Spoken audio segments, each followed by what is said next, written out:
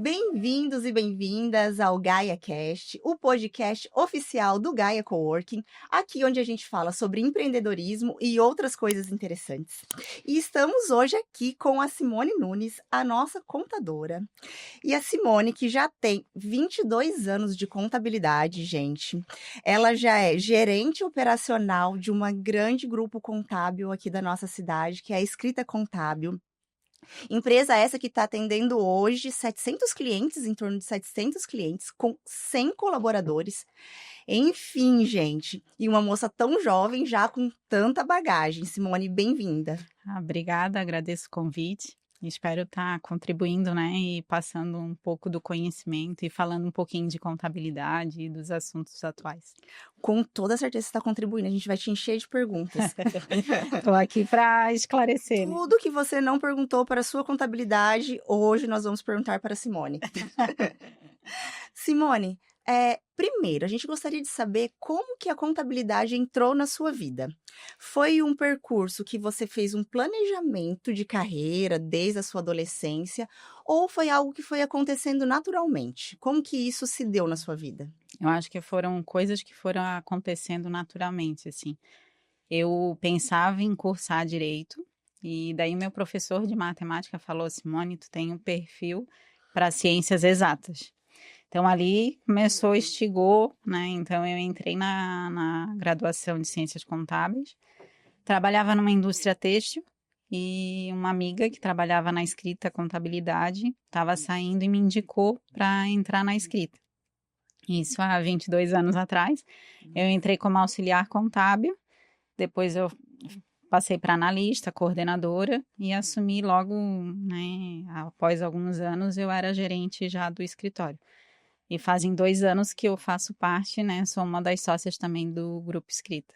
Já integra o quadro societário. Você fez uma carreira, você se desenvolveu uma carreira na mesma instituição. Sim, Isso requer muito, não é verdade? Muito de você ter um perfil condizente com o da empresa e de você ter essa sintonia, esse bate-bola com a empresa.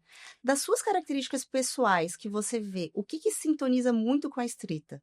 Por ficar 22 anos lá. O que te sintonizou com eles no começo e o que mantém essa sintonia, essa chama acesa? sim, eu acho que o senso de dono, porque desde quando eu era auxiliar eu tinha muito sede de aprender.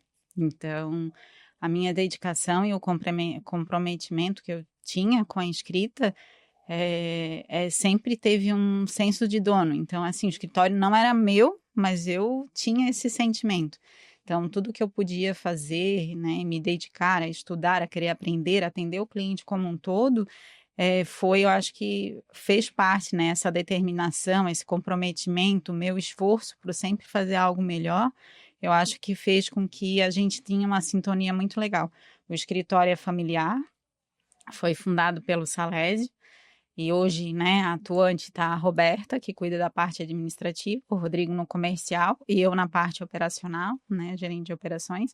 Então, a gente começou a se dedicar, né, e eu acho que essa sintonia e esse comprometimento que eu tinha com o negócio fez com que até mais tarde veio o convite para eu se tornar uma das sócias. E se você fosse dizer um adjetivo, uma qualidade, se a escrita fosse uma pessoa, Uhum. né? A escrita como uma pessoa e não como uma empresa. Qual qualidade que a escrita tem, um adjetivo que a escrita teria e que você também tem? Que fala, nisso nós somos muito próximos. Exemplo, aqui no Gaia. Uhum. Eu vejo que o Gaia, ela é uma empresa muito alegre. Uhum. É uma empresa muito festeira. E eu e minha sócia também. A gente é muito festeiro. Então, mesmo que o Gaia não fosse nosso, essa característica bateria total. E as nossas funcionárias, de maneira geral, também são todas assim, todas muito Uhum. do carinho, de comemorar, de festejar. Sim. Então, eu acho que é uma característica que o Gaia tem bem forte. Se a escrita fosse essa pessoa, que você diz assim, olha, isso eu tenho, a escrita também tem. Eu acho que é uma empresa, né? Mas o adjetivo, assim, eu penso que é humanidade, coração, né? Então, desde que eu entrei na escrita, eu tive esse acolhimento. né? Por ser um escritório familiar, tinha um carinho. Claro, eu entrei lá, tinha 10 colaboradores, hoje a gente tem 100, Sim. então não é algo que a gente mas eu acho que a gente consegue ainda ter essa cultura, sabe, de enxergar as pessoas, de olhar, porque de fato a gente faz a prestação de serviço, mas quem está atuando são as pessoas. Então, para a gente atingir o nosso propósito, elas são essenciais, né? Então, eu vejo assim que isso eu enxergo muito. E o próprio fundador, o Salésio, também é muito. Até hoje, ele chega no escritório e ele cumprimenta colaborador por colaborador. Gente, Uhum, ele imprimiu uma característica pessoal dele e, de certa maneira, quando a pessoa imprime isso de uma maneira muito profunda, ela acaba atraindo, né?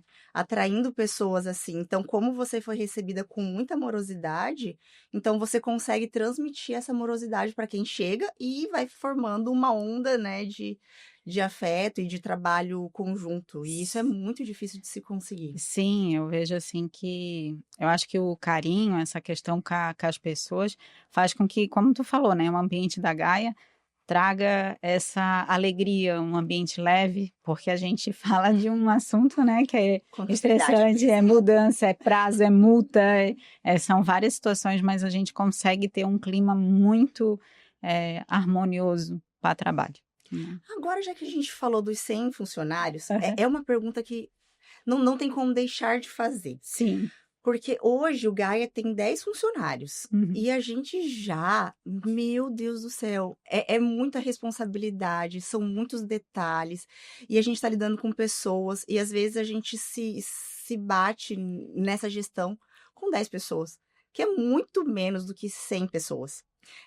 O que você acha na gestão ali de relacionamento de todas essas pessoas, né? Qual que é o maior desafio? E também a inteligência artificial. Uhum. Como que a inteligência artificial está chegando nas contabilidades hoje para essa nova demanda, com essa nova geração também que está trabalhando com você? O que você sente desse desafio e da chegada da inteligência artificial? É, a questão das pessoas é um desafio diário, né? Eu penso assim que tu fazer com que as pessoas entendam o seu propósito, né? O propósito da organização, né? Da empresa. Isso é implantar cultura, é um desafio diário, né? Eu penso assim, a gente tem nossos gestores, nós temos investimento em mentoria para liderança. Hoje a gente está com uma psicóloga atuando juntamente com os líderes, né? De forma psicóloga organizacional. Então a gente está sempre acompanhando, eu e a Roberta fazemos reuniões mensais com cada departamento, nos envolvemos em algumas situações. Temos um RH bem atuante, que também é um apoio, porque nem tudo chega para a gente, né? Então, hoje a Ana Moreira atua ali como, né, no RH bem estratégico, está no lado da gente para a tomada de todas as decisões. Então eu vejo assim que não há uma receita, né? E digo que lidar com as pessoas, com a geração, eu tinha muito assim, porque eu sou muito Caxias, né? Com questão de horário, pontualidade, eu sou estudiosa. Então hoje a geração já não tem um senso de responsabilidade tão grande. Só que a gente teve que se adaptar, né? Para Eles são mais conseguir. fluidos. Exatamente. A gente teve que se adaptar. E falando um pouquinho de inteligência artificial, eu vejo que é uma transformação. A gente tem alguns processos, né, que a gente já envolveu a IA, mas é importante, né, que seja validado, né? Nem tudo que tu pergunta para a IA, tu pode Real, confiar, né? né, é real, tu não pode confiar 100%. Então, eu acho que eu penso assim, ela é uma ferramenta de trabalho e consegue te auxiliar na agilidade da informação, mas é importante que tu confirme, né, aquela informação que ela está te repassando. E a questão de processos, né? Eu entendo que ela vem e vai transformar cada vez mais, mas eu acho que ainda ela não substitui, né? Então ela auxilia. Eu penso nela como uma ferramenta. É verdade. E se ela substituir tarefas e não pessoas, não é? Que Exatamente. daí a gente consegue ser mais rápido e, de repente, utilizar essa pessoa, o talento dela para uma outra área e expandir, É que assim, ó, se ela for talvez bem utilizada como uma ferramenta, né? exatamente. Então eu penso assim, ela é uma ferramenta, ela faz talvez uma análise em grande escala. Eu É. consigo aumentar a minha capacidade de análise, Uhum. mas não necessariamente que ela vai substituir a análise final, entendeu? Simone, ali na época da pandemia, foi uma foi uma febre que aconteceu dentro das contabilidades no Brasil e do mundo, eu acredito também, Sim. que foi várias contabilidades fecharem o escritório físico e aderirem ao home office. Então a gente viu muitas contabilidades começarem a ser e-contábeis, né. Uhum. Então, assim, fazerem atendimentos online, cada pessoa dividida em segmentos e cada um na sua casa, não mais todo mundo junto. O que que você acha desse movimento e o que que isso como foi isso para sua contabilidade durante a pandemia e no pós-pandemia? Vocês aderiram ao home office? Vocês continuam no home office? Como que isso se deu? Então, né, um assunto bem polêmico, né. Polêmicas. Mas a gente ali na escrita, temos uma postura que a gente não se adaptou 100% ao home office. Tivemos só o período ali que foi necessário, que a gente realmente não pelo número de pessoas, né, mas fomos retornando aos poucos a equipe. E qual que é a principal dificuldade, né? A gente tem toda uma complexidade em relação à entrega, ao envio de obrigações e acompanhamento dessas pessoas ao fazer o trabalho. Então, a gente não conseguiu se adaptar. Isso é uma situação, eu sei que hoje ainda existe muita procura pelo trabalho home office. Para não dizer, a gente tem pessoas bem pontuais, desses 100 colaboradores, eu acho que eu tenho 2 pessoas que têm home office num único período. E tem uma pessoa que é totalmente home office, mas assim, hoje se a gente, vamos perguntar o que que é a maior dificuldade que eu vejo, é tu engajar essa pessoa, é tu estar com ela no time, fazer com que ela esteja participando diariamente Cultura, desse cadê a exata cultura dessa exatamente. pessoa diante da empresa, né, cadê essa afinidade? Onde que rola essa afinidade? Cada um numa casa diferente. Exatamente, até esses que a gente consegue ter um período dentro da empresa, elas estão participando, né, Uhum. mas, eu penso que os líderes têm que estar muito atentos e atuando de forma, com uma atenção ainda maior, né, pelo fato de ter essa distância e fazer com que enxergue toda essa situação da cultura e aonde é que a gente quer chegar e, enfim, por mais que a gente tente envolver, é um trabalho árduo da liderança ali, de estar trazendo essa pessoa e estar ali do lado para estar acompanhando todo o trabalho da empresa. Sim, essa questão da liderança ali que você falou, me recorreu ao que você tinha dito ali anteriormente, sobre a fundação da escrita, né. Hoje ele tem quantos anos, o fundador? Olha, tu me pegou, mas o Salésio tá. Sim, que indiscrição, É. né. Quantos anos? Mas, de Mas cabeça, mas eu acho que é próximo ele já dos tem uma 70, bastante é, experiência. e já, aham, eu acho que tá. Então você veja, uma pessoa que já está nesse grau de evolução, de experiência, já passou por muita coisa nessa vida, Uhum. que já errou, que já acertou, que já errou de novo e acertou Sim, de novo. Ele conseguiu imprimir uma cultura tão forte, tão, né, com tanto peso, né, com tanto peso organizacional, com tanto apoio que mesmo ele hoje não precisando estar ali o tempo inteiro, ele vindo, né, ocasionalmente, a cultura dele, o legado dele ficou. E sim, eu vejo que isso é a maior coisa, o maior patrimônio que uma empresa tem, com certeza. é a nossa cultura.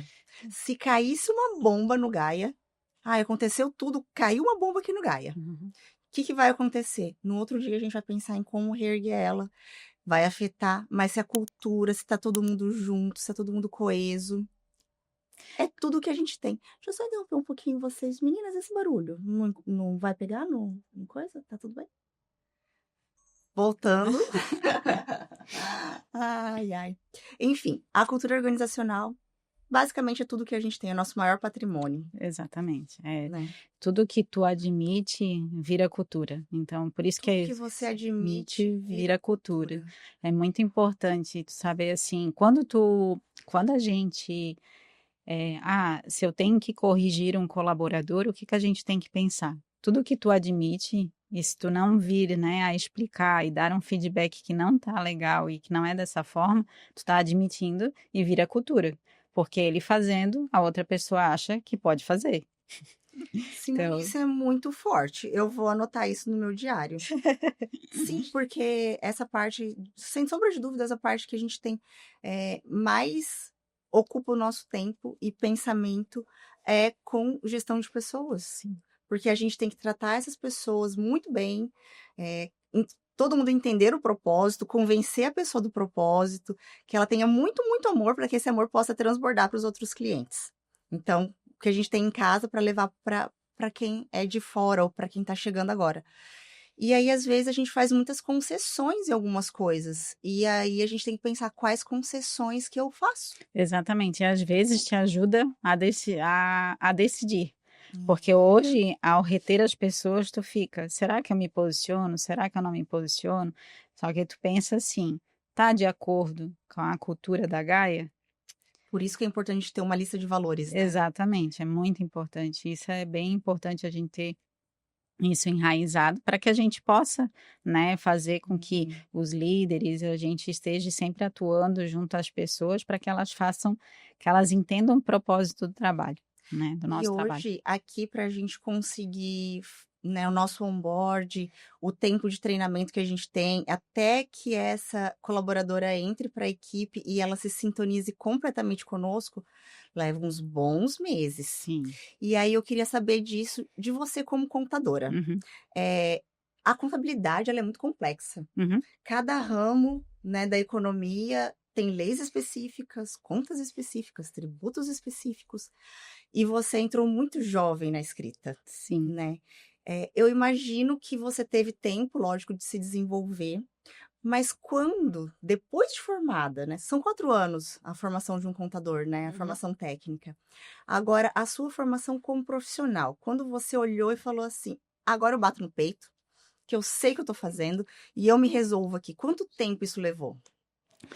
Nayara, eu acho que não existe até hoje, né, falar de contabilidade tem temas tão complexos que não seria humilde em dizer assim: "Eu sei tudo". Na realidade, eu falo assim que todos os dias eu estou aprendendo, mas a força de vontade de correr atrás, eu acho que quando eu assumi, acho que com não me recordo exatamente, mas como coordenadora eu já queria fazer algo diferente.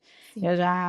Eu acho que eu até comentei contigo que eu sempre tinha para mim que essa questão de atender o cliente de forma completa, atendendo ele na parte societária, na parte fiscal e contábil, me satisfazia. Então, eu sempre fui em Sim. busca do conhecimento. Minha formação é em ciências contábeis, eu fiz uma pós-graduação em direito tributário e Que também também é super complexo, né, gente, direito sim, tributário, só a parte mais difícil. e auditoria e perícia contábil. Então, eu tenho duas pós-graduação.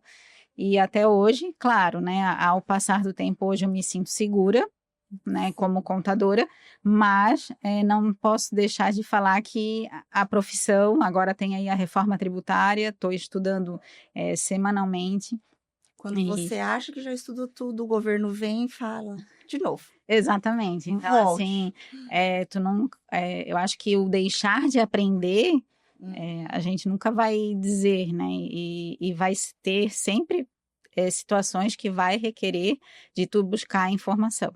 Então, a humildade de dizer, hoje eu me sinto segura, mas eu não tenho problema nenhum em dizer, espera aí, eu vou ter que estudar Sim. para te poder te passar a informação com segurança.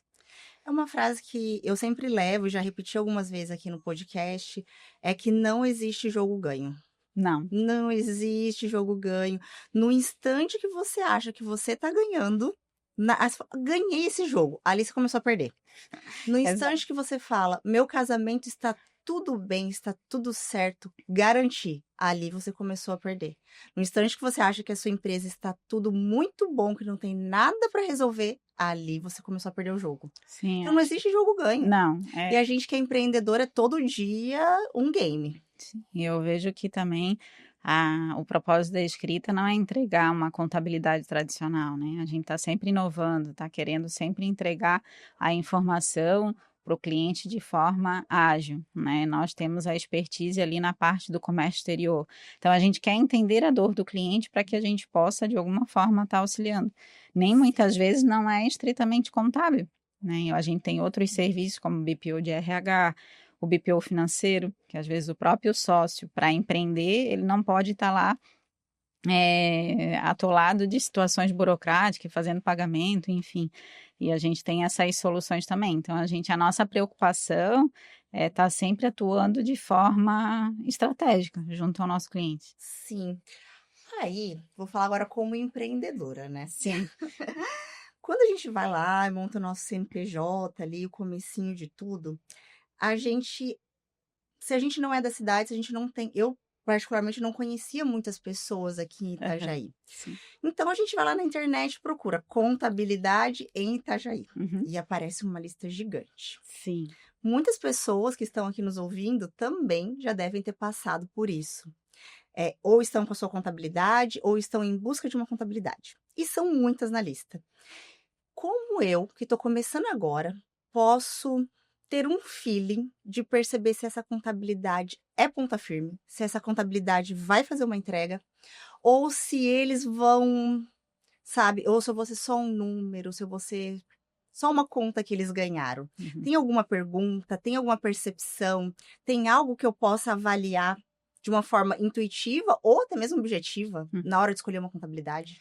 Eu acho que começa pelo trabalho, pela seriedade, né, pela ética, pela entrega. Só que hoje eu penso assim, você como empresário que atua de forma informal, você não vai conseguir ver o verdadeiro valor da contabilidade, porque ela não vai te refletir a realidade. Mas, né, você que tem interesse de receber a informação, então a contabilidade, ela atua desde a constituição da empresa até a elaboração de relatórios para que você acompanhe o seu resultado, a sua rentabilidade, tem como ser feito um planejamento, é uma questão de fluxo de caixa. Então, o mais importante, às vezes tem cliente que chega, Simone, mas os honorários de vocês está um valor maior do que a concorrência. Mas tem que ver o que ele te entrega, né? Se ele vai estar realmente fazendo a contabilidade, entregando os relatórios para acompanhamento. Tem muito empresário ainda que não tem conhecimento do poder que a contabilidade pode trazer para a tomada de decisão. E é muito importante porque eu penso assim, tudo que você não mede, você não sabe aonde você tem que atuar.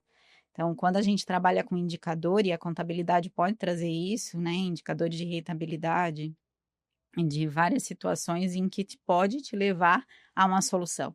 Então, eu vejo que é uma ferramenta essencial para todo empreendedor. E a contabilidade, ela não precisa ser chata, né? A contabilidade, ela tem que estar ali para te auxiliar a interpretar os relatórios. Então, eu penso assim, para mim é gratificante quando eu vou apresentar algo e trazer uma solução que seja tributária ou dar um ponto de atenção que o empresário talvez nem passou pela cabeça dele naquela situação, sabe? Eu uma vez vi um rapaz muito bravo com a contabilidade dele. Eu presenciei esse caso dele ter ficado muito chateado. E esse case me marcou de uma maneira, Uhum. porque ele também, lógico, puxa a sardinha para o nosso estado de Santa Catarina. Nós estávamos numa feira, era uma feira de comércio exterior e tudo mais. E aí surgiu o assunto de tributação. Uhum. E aí eu peguei e falei: olha, geralmente em São Paulo a tributação gira em torno de 17%, mais ou menos. Em Santa Catarina, nós temos várias e vários setores empresariais que estão pagando 4%, 5%. Uhum. E aí ele falou assim: como assim? Eu falei: São Paulo 17, mais ou menos, Santa Catarina 4. Aí ele: não pode ser. Eu falei: é. Aí ele: não. Aí eu falei assim: é. Aí ele falou assim: não, não. Ele não concordou, ele tipo Uhum. assim: não, não tô acreditando. E daí tinham outras pessoas ali que estavam por perto, mas não estavam. Sabe aquela mesa que você tá conversando com a pessoa, outras estão. Uhum. E uma pessoa ouviu e falou: não, é verdade. Eu também tô fazendo por Santa Catarina a minha operação agora. E aí ele falou assim: gente, eu faço isso daqui há mais de 10 anos. Como assim? Aí a gente: tô te falando. Sim. Mas por que o meu contador nunca me falou uma coisa dessas? Porque eu estou fazendo isso há anos. Como que. Sim. Eu falei assim: É que, amigo, você domina a sua operação. Uhum. Você domina, você vai lá na China, você conhece os melhores fornecedores, você faz ótimos negócios e com certeza durante todos esses anos você fez bons negócios. Mas sempre tem alguns pequenos detalhes que escapam. A Uhum. vida do empresário, ele não tem controle sobre tudo. Isso daí, quem poderia ter te dado um auxílio era o seu contador, não é culpa sua. Gente, ele ficou assim, olha, sabe quando você vê um olhar de um pouco chateado, com um misto de ódio, com um misto de decepção e, por cima de tudo isso, uma leve esperança. Eu E eu acho que o contador, nessas horas, a gente vê o preço da contabilidade, Com né? certeza, porque se tu for colocar o prejuízo, né, quanto tempo ele Uhum. estava atuando, importando por outro estado, que poderia estar importando por Santa Catarina, usufruindo do TTD, né, que é o tratamento tributário Exato. diferenciado aqui em Santa Catarina, que reduz o percentual, né, de ICMS da importação, tem um diferimento, tem um crédito presumido que reduz o percentual de ICMS na saída. Então, assim, o quanto é importante estar com o contador, estar sendo assessorado, né? Uhum. E o contador estar envolvido na operação do cliente. A gente tem muita demanda de assessoria, temos um setor de consultoria e muitas vezes o cliente, a gente sempre fala, né? Antes de atuar e antes de fazer algo, nos consulte, né? A gente sempre Procure. procure o contador para estar avaliando o melhor cenário, se é a melhor forma, se está fazendo correto, né? Sim. Então, nesse sentido. E que bom que você deixa essas portas abertas, né? Que a escrita deixa isso aberto. Simone, agora sim, para muitas pessoas que estão nos escutando, leigas, estão começando agora, se você tivesse que explicar o que que é um regime de tributação diferenciado, o que que isso é?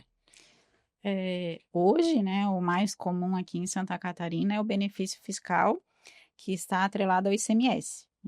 Certo. Então, o Estado ele concede um benefício fiscal no momento em que você importa uma mercadoria, você tem que recolher o ICMS alíquota interna, né? Aqui em Santa Catarina, para compra e industrialização é 12%.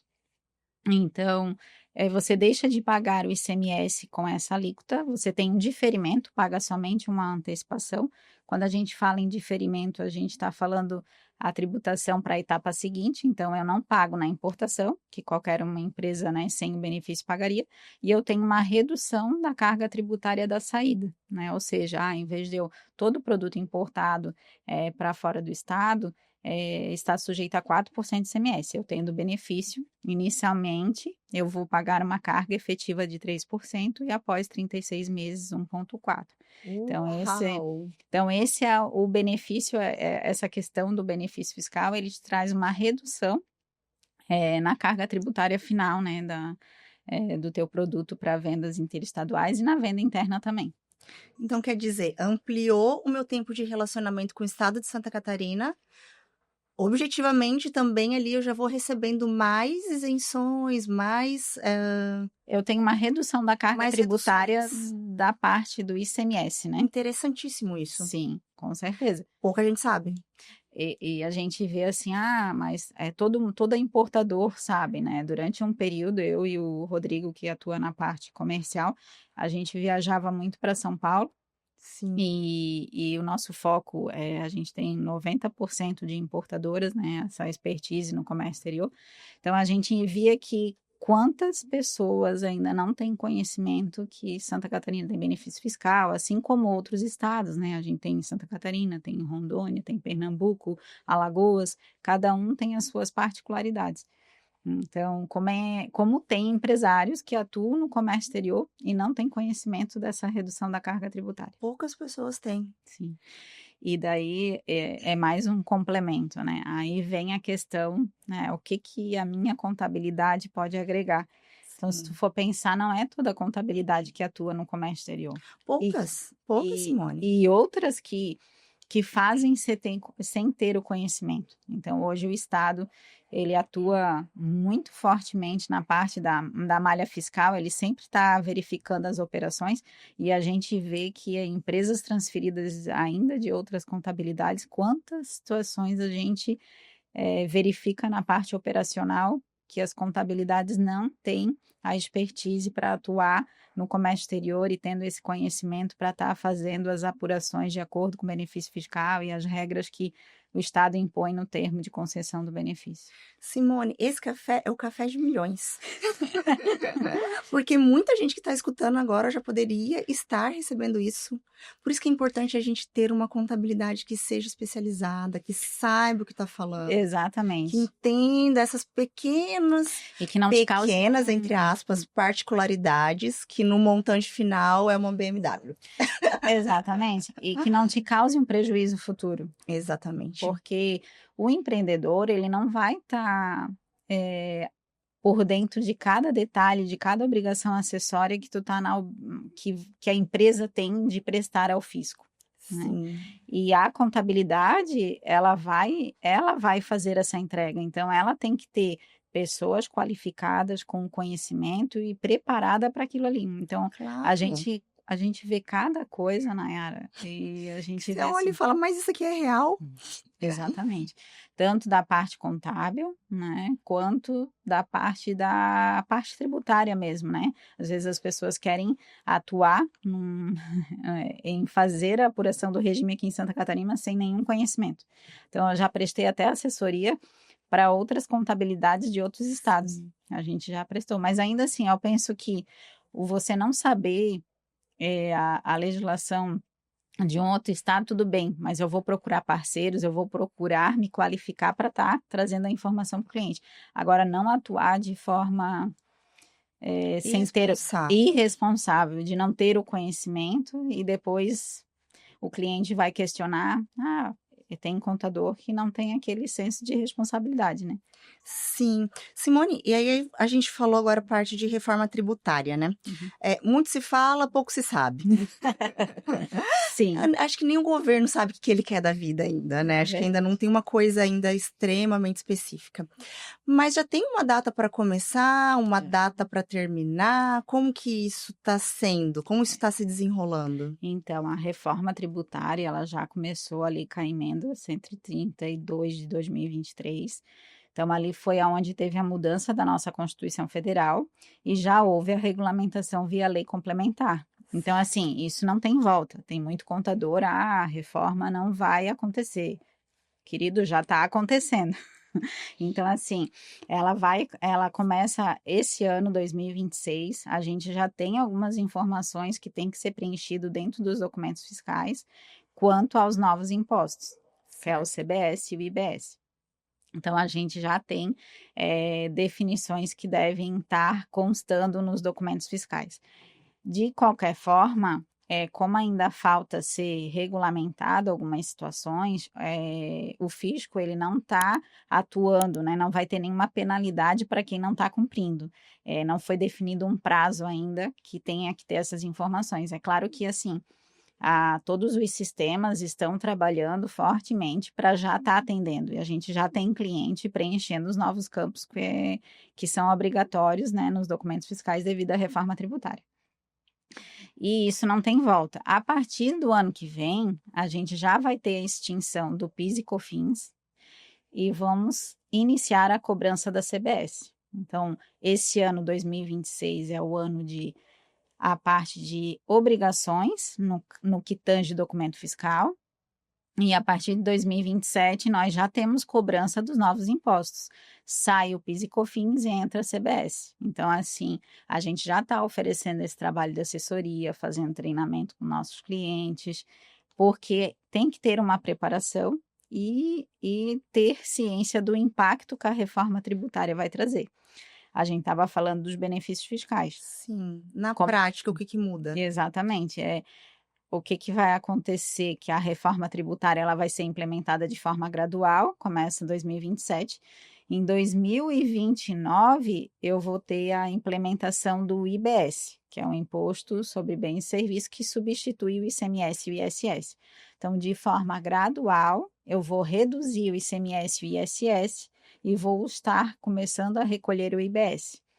Todo esse período, né, de implementação finaliza em 2032 e 2033 a gente já tem o IBS de forma plena e o CBS.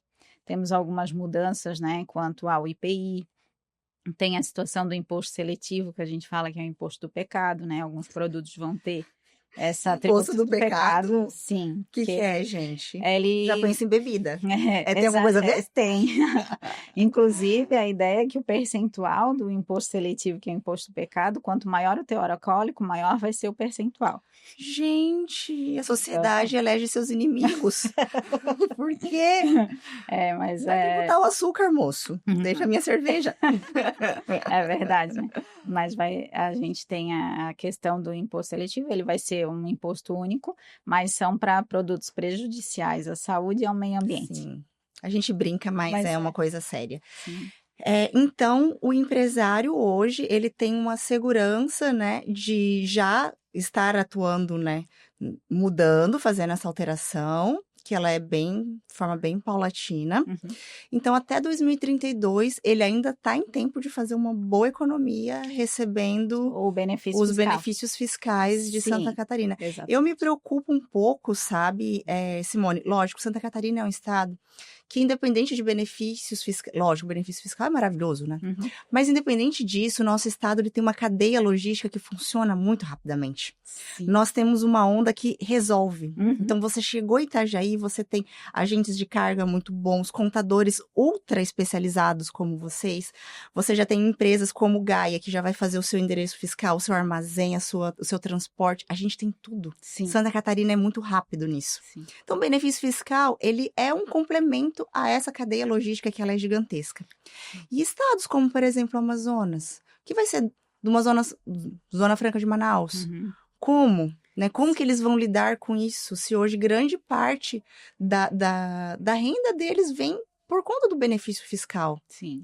Eu não sei o que eles vão fazer, hein? A Zona Franca tem várias particularidades, né? Então, O que vai acontecer? agora, com relação a nível Brasil, essa questão de benefício fiscal quanto a ICMS, todos os estados vão estar de forma igual, né? Não vai ter mais benefício fiscal por nenhum estado. Mas você falou uma coisa bem importante. Então, assim, hoje, para fazer um planejamento tributário no Brasil, tu pensa assim, aonde eu vou me instalar para ter um benefício fiscal mais atrativo? A partir da reforma, a ideia é que eu não tenha essa guerra fiscal, eu não tenha benefícios fiscais com relação ao ICMS, mas eu vou ter que avaliar questões logísticas, questões de mercado, aonde eu estou com uma operação mais fluida, aonde eu tenho meus parceiros. Exatamente. Então, assim, o estudo vai além da questão de só simplesmente aonde eu tenho um benefício fiscal mais atrativo. Por isso que eu amo tanto o estado de Santa Catarina, porque eu sei que o benefício fiscal, ele é um dos muitos atrativos.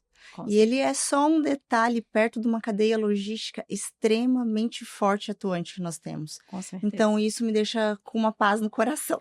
É. Mas até 2032 vamos ganhar em tudo, nisso e no benefício fiscal, lógico, Sim. né? Uhum.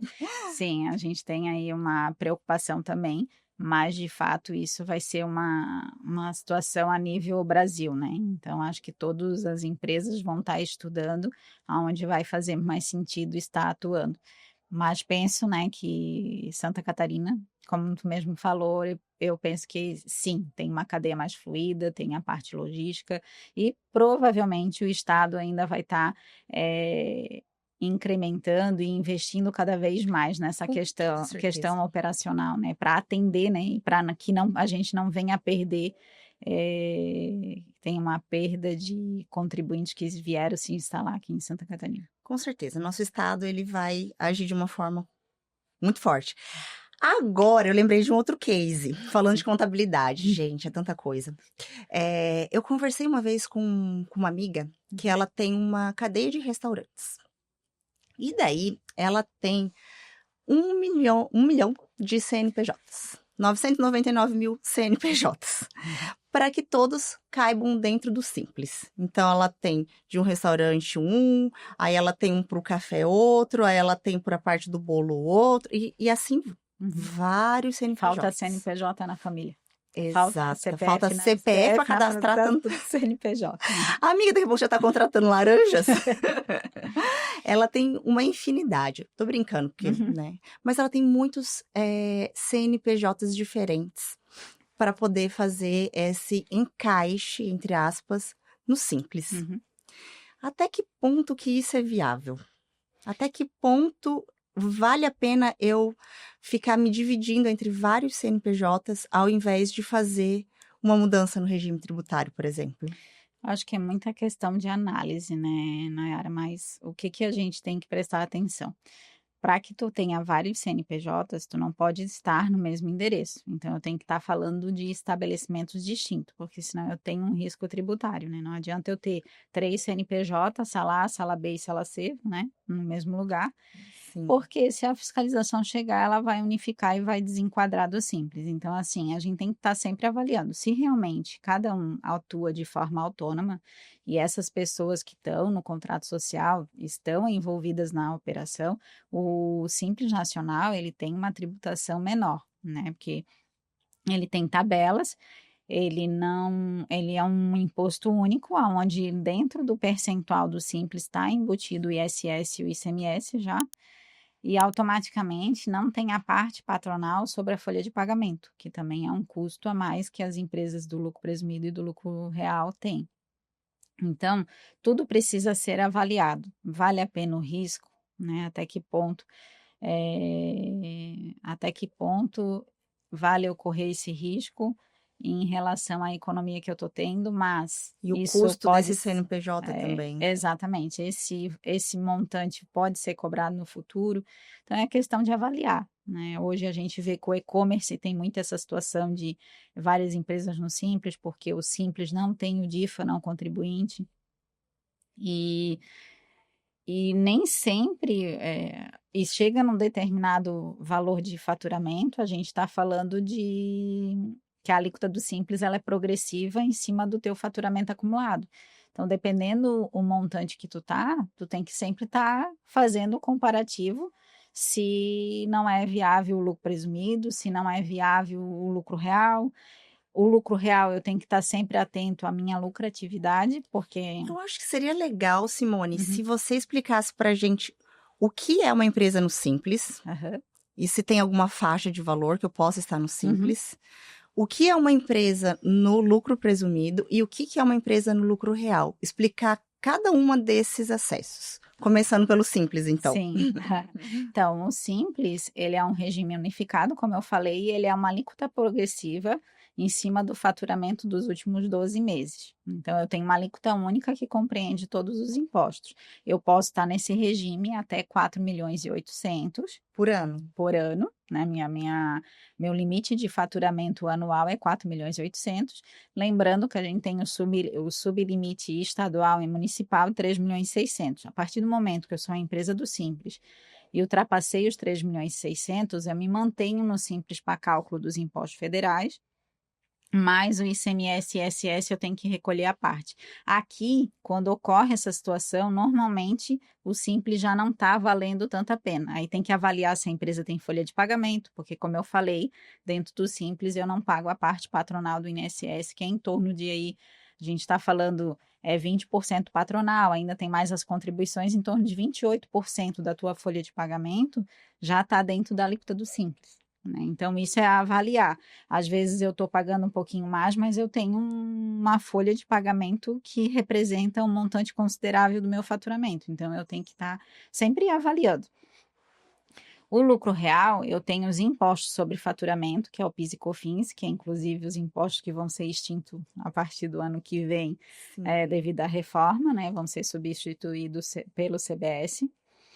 E eu tenho o pagamento do imposto de renda e contribuição social sobre o lucro. Então, no lucro real, a gente fala que eu tenho imposto sobre faturamento, que é o PIS e COFINS, tenho direito a alguns créditos, a legislação me permite, para apuração do PIS e COFINS, e o imposto de renda e contribuição social eu pago sobre o meu lucro. É um regime tributário mais visado, que requer uma contabilidade mais atenciosa, até porque é a tua contabilidade que é base dos impostos. O lucro presumido, a Receita Federal, ela entende que ela tem uma presunção. Então, assim, ela tem o PIS e COFINS sobre faturamento e o Imposto de Renda e Contribuição Social, ela presume que uma empresa comercial tenha 8% de lucro e, em cima disso, ela calcula o IR. Sim. E uma empresa de serviço, ela tenha 32% de lucro, né? Ela considera essa presunção para daí aplicar imposto de renda e contribuição social. Até essas presunções agora, saiu uma alteração recente, que a empresa que ter um faturamento superior a 5 milhões ano, ela vai ter essa questão da majoração da presunção. Foi uma alteração bem recente, começa agora nesse primeiro trimestre também, vai ter um aumento nessa presunção. Mas falando um pouquinho, basicamente, o simples, eu tenho um percentual fixo sobre faturamento, mas eu tenho um limite de receita anual. O lucro presumido, eu tenho PIS e COFINS sobre faturamento, imposto de renda e contribuição também. Eu tenho um percentual fixo, então eu não tenho preocupação. Eu posso ter um lucro de 20 mil, 20 milhões, eu vou estar tributando. Tá fixo aquilo. Eu vou estar fixo em cima do meu faturamento, independente do lucro. Então gera uma previsibilidade. Exatamente, sempre falo, quando a gente vai, eu faço muito a definição de regime tributário e converso muito com o empresário.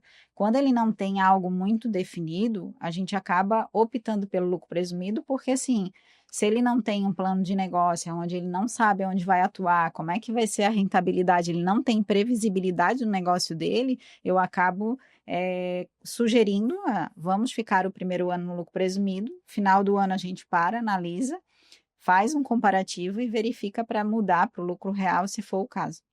Nossa, Simone, que bom isso. Sim. Que bom ter uma contabilidade que faz isso, que senta ali contigo e faz uma análise junto com você. Sim, com certeza, é bem importante. Eu aposto que para muita gente que está escutando, nunca teve ninguém que conversou sobre isso. Sim. E você explica de uma maneira tão fácil, tão simples. Eu tenho um teto de faturamento que eu posso ter. Ultrapassou esse teto, aí eu vou ter uma bifurcação. Uhum. Aí eu vou escolher lucro real ou lucro presumido. Exatamente. Aí, nessa bifurcação, a Simone vai sentar comigo e vai dizer, olha, se você tiver uma segurança e você tem assim, aí vai para um caminho. Se você precisar de uma previsibilidade maior...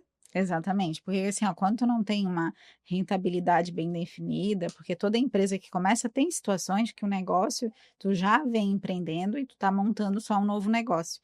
Então, às vezes, tu já tem uma previsibilidade de receita, de margem de lucro, de investimento. Então, nesse momento, é mais fácil fazer essa definição. Então, isso é uma situação.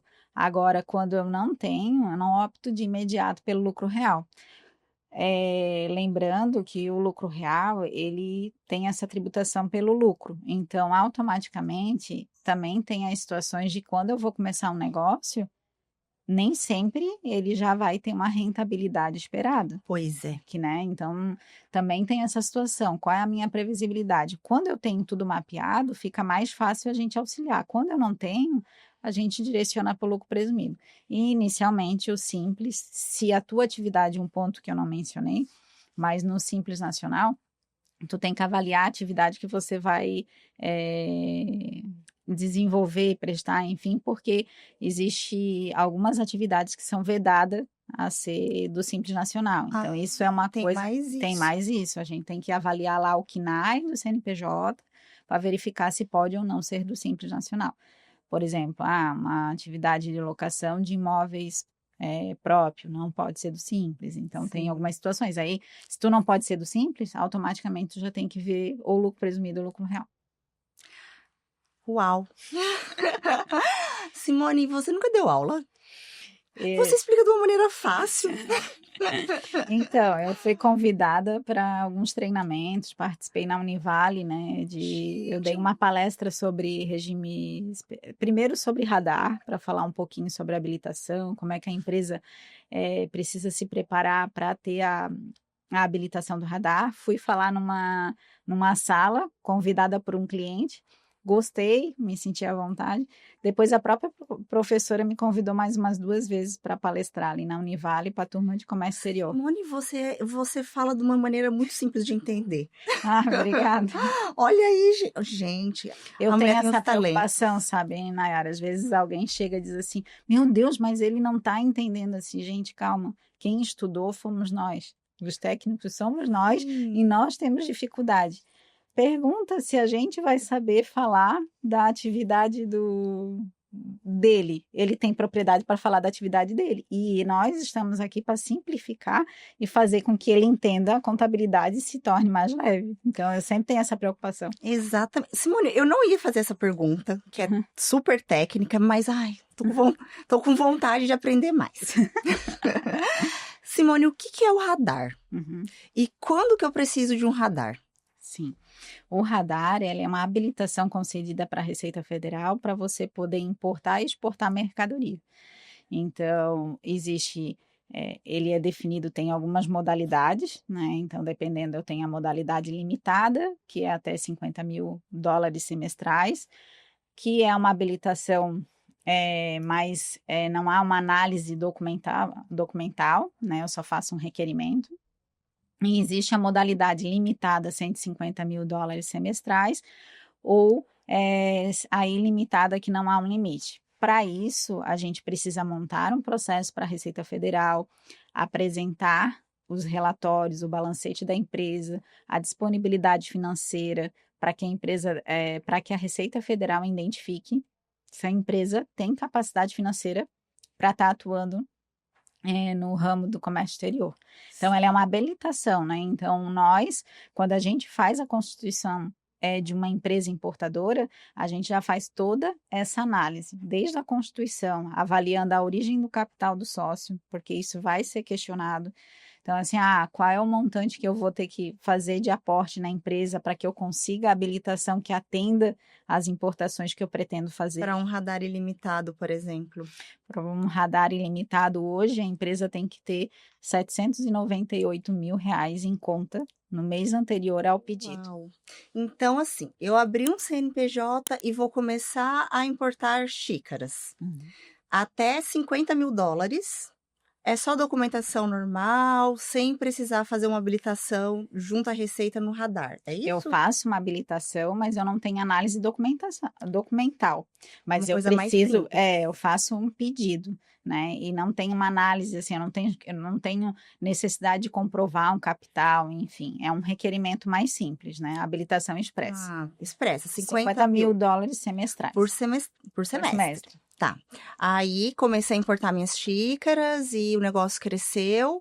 Aí $150 mil por semestre. Mas, por semestre. Aí eu tenho uma análise documental. Isso. Não necessariamente tu precisa pedir a ilimitada $150 mil. Tu pode estar numa expressa de 50 mil e já fazer um pedido de revisão para uma modalidade limitada. Ilimitada. Só que tudo isso é a preparação, né? A disponibilidade financeira da empresa, a origem do capital, a empresa precisa ter endereço, né? De acordo com as exigências da instrução normativa ali da Receita Federal, tem que ter contrato de aluguel, pagamento de aluguel, um contrato com armazém, se ela tiver no endereço fiscal. Então, a gente tem várias particularidades que são analisadas na hora de montar o dossiê, um processo digital para a Receita Federal analisar e conceder ou não a habilitação. Interessante. E hoje, para ter o pai de todos, que é o ilimitado, quais documentos principais que eu vou ter que te entregar? Disponibilidade financeira. O que é disponibilidade financeira? A empresa tem que ter em conta corrente R$798 mil. Tem que ter esse dinheiro na conta. Tem que ter o dinheiro na conta e eu tenho que ter lastro, né? Então, assim... Desculpa te interromper. Tem que ter esse dinheiro na conta para deixar lá o dinheiro. Eu posso mexer? Como que é isso? Então, na realidade, como eu preciso apresentar o balancete do mês anterior, ele tem que estar na conta no final do mês anterior. Sim. A partir do próximo mês, tu já pode movimentar esse dinheiro para as operações da empresa. Mas o que a gente recomenda, né? A gente trabalha para que a gente tenha êxito no processo, mas sempre que a gente está num processo de habilitação, a gente pede para o cliente depositar o dinheiro e aguardar a estar mexendo com essa disponibilidade até que a habilitação seja concedida. Perfeito. Mas tem cliente que me questiona, tá bom, Simone, eu vou botar o dinheiro na empresa e vou tirar lá amanhã, no início do mês seguinte. Mas não é assim que funciona.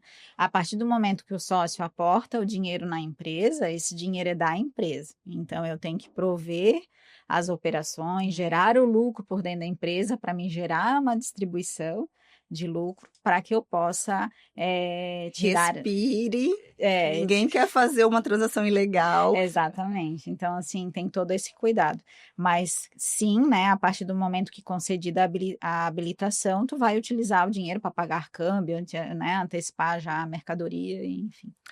Para a movimentação da empresa, Empresa. operações empresariais, nada de pegar e comprar um carro no final. Exatamente. É isso. Ai, Simone, nossa, as meninas já estão avisando que o nosso tempo está acabando. E assim, eu não perguntei nem um terço das coisas que eu gostaria. Realmente conversar com você, Simone, é ter uma aula. E uma aula gostosa de assistir. Ai, obrigada. Sabe? É muito confortável conversar com você. Foi muito gostoso. E foi muito compreensível, sabe? É uma coisa muito fluida o jeito que você explica. Eu acho que a gente tem que gravar um segundo episódio agora.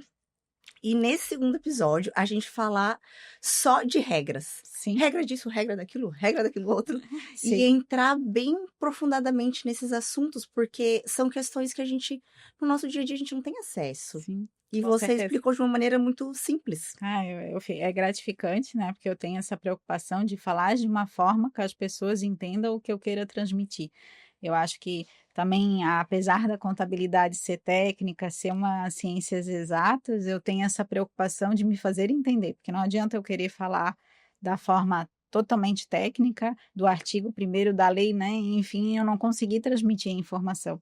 Então, acho que isso é gratificante, eu saber que eu consigo passar a informação da forma que o cliente, né, ou a pessoa que eu esteja explicando entenda. Simone, se você fosse hoje, para a gente finalizar, dar um conselho para uma pessoa que ela vai abrir o primeiro CNPJ dela na área de comércio exterior, ela tá bem ali naquele comecinho. Que conselho que você daria para ela? Eu daria para procurar escrita. Procure quem conheça. Não, mas eu digo assim, né? Falando um pouquinho do escritório, eu acho que a gente tem a expertise no comércio exterior, mas independente disso, eu acho que é importante procurar um profissional que entenda, que possa te orientar. Eu já teve situações em que a gente pegou o radar, que foi protocolado, com quase nenhum documento que é exigido na instrução normativa, já tinha notificação do próprio processo. Então, o quanto é importante você procurar o profissional certo, porque nos pormenores, você como empresário não vai ter conhecimento, e o profissional para te atender de forma que esteja preparado, ele tem que estar por dentro, ele tem que ter essa expertise e ser uma empresa, né, um profissional qualificado. Então, acho que é importante escolher os parceiros certos para que tu não tenha um prejuízo, né, futuro. É verdade. O caminho importa, mas quem tá junto importa tão mais também, né? Com certeza. Realmente, estar ao lado de pessoas que ensinem, que tenham paciência, que nos conduza, porque a contabilidade é um assunto, sim, espinhoso, ele tem muitas regras, muita coisa para quem... Eu falando como empreendedora, né? Sim. São muitas regras. Se a contadora não forem seus melhores amigos... E não adianta esconder, né? Vai ficar igual o coitado do meu amigo lá, pagando 17% há 10 anos. Sim, com certeza. Enquanto poderia estar pagando 4%. É bem de estar atuando como parceiro estratégico, né? Escolher as pessoas certas. Às vezes, tu não entende o porquê que uma contabilidade tem um valor agregado em relação à outra, mas está no trabalho que ele vai te entregar, na qualidade, na segurança. E tem muita coisa na contabilidade que o empresário não vai ter acesso. E ele só vai saber quando receber uma notificação da Receita Federal ou do Estado. Então, assim, o conselho que eu dou é procurar profissionais que estejam aptos, né, e por dentro do assunto para ter a melhor assessoria e não ter dor de cabeça no futuro. Exatamente. Muito, muito obrigada, Simone. Foi uma honra conversar com você e um prazer. E obrigada a todos vocês que nos escutaram até aqui, que nos acompanharam. Quero dizer para vocês que vocês são sempre bem-vindos aqui ao nosso GaiaCast e assumir o compromisso de trazer mais conhecimento de forma aprofundada sobre contabilidade e importação. Com certeza. Obrigada por tudo. Tchau, tchau. Conectar pessoas e propósitos no melhor ambiente para sua empresa, essa é a nossa missão.